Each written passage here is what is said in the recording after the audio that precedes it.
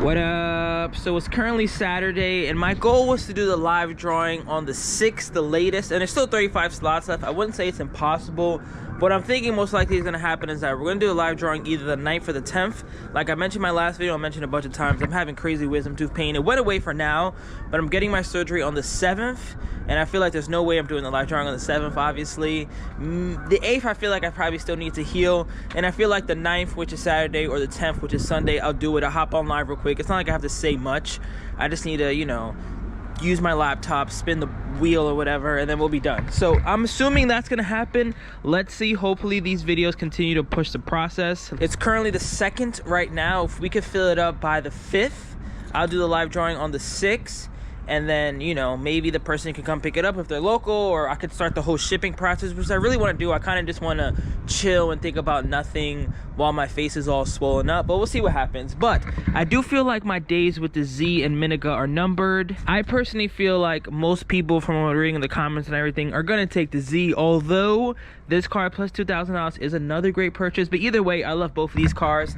I didn't have the Z for crazy long, but going off-roading, seeing it in Japan, going through the whole process, I do feel like I still had this car since like November, in my opinion. And then this one I literally had since, what is it, like October maybe? I had it for a while. This one I love. Like, I'm mentally preparing this to be gone and this to be my new daily. But I think that regardless of what happens, seeing how it goes, depending on, you know, how far I have to ship that car or ship this car, seeing how much money's left, I think I most likely will list this one for sale after, maybe around like $3,500. Depends on many factors, because $3,500 is basically giving it away. But we'll see. Depending on many factors, this is either going to be like $35,000 to $4,000, depending on who it is, depending on where they live, depending on many factors. And then if I end up keeping this, I'll just keep this until my next car comes from Japan. All my Patreon homies know exactly what car I'm talking about. Or who knows, maybe if somebody gives me a pretty sick deal, I'll sell this immediately after too, because I kind of have my eyes on something stateside that I can keep for maybe 6 weeks to 2 months until the next car gets here. And then that'll be another fun project, because as much as I love the Z, I feel like, I don't know, I feel like it's just too perfect. It's too perfect. There's not much for me to do as far as this car goes. But anyways, as you guys see in the title, I do want to name the 5 things I love and 5 things I hate about my good old 1998 Honda Z. I'm gonna go with the 5 things I love first. I feel like that way we just work our way down. And first and foremost, the first thing I love about this car is the fact that it's 4-wheel drive turbo. As K-car owners, you know, we're never gonna get a K-car that has 100 horsepower or one that's like so different than the next. Most of them are all the same exact thing. They share the same engine. This has the same engine as the Acti, if anybody's wondering. It's just turbo, and you know, they made it 4-wheel drive and into like a little hatch. But there's never going to be a K car that is leaps and bounds different. I guess you could say the AutoZan, but it's more just cosmetic. The engine and everything is still basically a cappuccino. It just has cool doors. But the fact that this one is all-wheel drive turbo, in my opinion, you guys saw when I went off-roading, the fact that I'm able to drive over things, drive us in the snow, do all those things, for me, those type of things are really all I care about when it comes to K cars. I care about like amenities and things that it can do. Like, can I drive this off-road? Like, this guy's a front-wheel drive, just normal K car. This one's a rear-wheel drive, I guess you could say sports K car, but this one is, I guess, a little bit of both, where it can do everything. Second thing on my list is something out of my 12 K cars, this is the only one that I've ever had it. If you own a K car, you most likely don't have it. And it's the fact that this 1998 K car has dual airbags. Some of them have a front airbag, but the fact that this one also has a passenger airbag, to me, just gives me a little peace of mind. I've owned K trucks and K vans, and we all know that our knees are the crumple zones. So the fact that this has actual crumple zones, as you guys saw in the video, I believe they're like marked here. There's one there, and like one there as well, I believe the crumple zones are. And the fact that we actually get dual airbags at least gives us a little peace of mind. Maybe we can survive that mild accident. This guy has absolutely no airbags. This guy doesn't even have a horn, but definitely no airbags. So it's a good feeling to know that when I drive this Z, you know, let's say I have my nephew or my girlfriend or my mom or my sister or my brother in the car, at least I know I have dual airbags. Like, it's not a complete death trap. The third thing I want to add is kind of 3 things in one, but I'll just call it one. One, I feel like it's a very comfortable car, not just for K-car standards, even just for it being a 1998 car. I would have to say this is a very comfortable car, not just K-car, very comfortable car just in general. On top of that, I love that it has all this tech. You have ABS, SRS, EPS as the fuel gauge. I love the center console. I love that little decal for cold. And you really combine those first 3 things together. And I feel like for this being a 1998, I don't want to talk about like the 99 and 2000, and especially even the newer ones. I feel like this is almost like the perfect daily K car. Like, there's nothing it's really missing. It has power windows, power mirrors. This one happens to have fog lights, 4-wheel drive like we mentioned, so terrain really isn't a big issue. It's comfortable, like I said, has AC, has heat, has rear speakers, has front speakers, has dual airbags, has crumple zones. It's a lot of things that K cars don't have. That's why I love that. This one even being a 98, I was pretty shocked. Number 4 is just gonna have to be the way it looks. I think it has a great look. We'll do a 360 right now. I think the front end is a bit aggressive. I feel like if you buy a Z, it has to have the fog lights. I don't love the way these look without the fog lights. I think the fog lights makes it look a lot better. This one having the modulo side skirts, the spoiler, the wheels, I think all that makes it look better, including the decal. I don't even mind the chrome caps. The Honda homie who did the details said I had to take these off. I think they look good. Even the ride height, I know you can slam it. I know there's a couple different ways you can go about it, but I love it. Love the chrome badges. Love the rear end. Love the intakes there. They're kind of the same gray as of right there. I think this is a great looking K car. And the last thing I love about my good old Honda Z, you guys know I'm a huge Honda fanboy. The fact that this shares parts with, the fact that this is really just a Honda in general, but the fact that this shares parts with the Acti and the Street as far as the motor goes, finding parts isn't too difficult for this being a quote-unquote rare K car. I don't feel like there's a lot of these in the States yet. I definitely know I'm one of the only people on YouTube making videos on them. There's a couple that are for sale in the East Coast. There's a dude that has a green one I'm gonna show you guys later in this video. That's cool. But for this being a Honda, I believe that most of the parts are probably still available. I would have to say some of the parts that you might need as far as like a headlight, I've seen those on Buy for like 20 bucks. I've seen mirror caps for cheap. I've seen strut bars for cheap. I even have some parts there that I'm probably gonna install or include in the car depending on how the waffle goes. But a lot of the parts that I've seen for this car have all been cheap. It isn't like this guy, which is not a popular car, so there isn't a lot of parts availability. There's not a lot of things that I can do with it, which again we'll get into later. But those are the 5 things that I love about the Honda Z. Here's results from the free slot on the last video. The secret number was 321. And Joshua Gray was the closest. He was only 5 away with 326.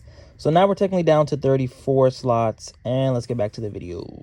Now for the 5 things that I hate. First and foremost, if you've been watching my videos, you should really know what this is. The first thing that I hate about the Honda Z has to be the MPGs. I get it, you know, it's a K car. I'm not expecting great MPGs. I know a lot of people buy these cars thinking they get 50 miles per gallon. Oh my God, it's a 3-cylinder. It's so small. You must get the greatest miles per gallon.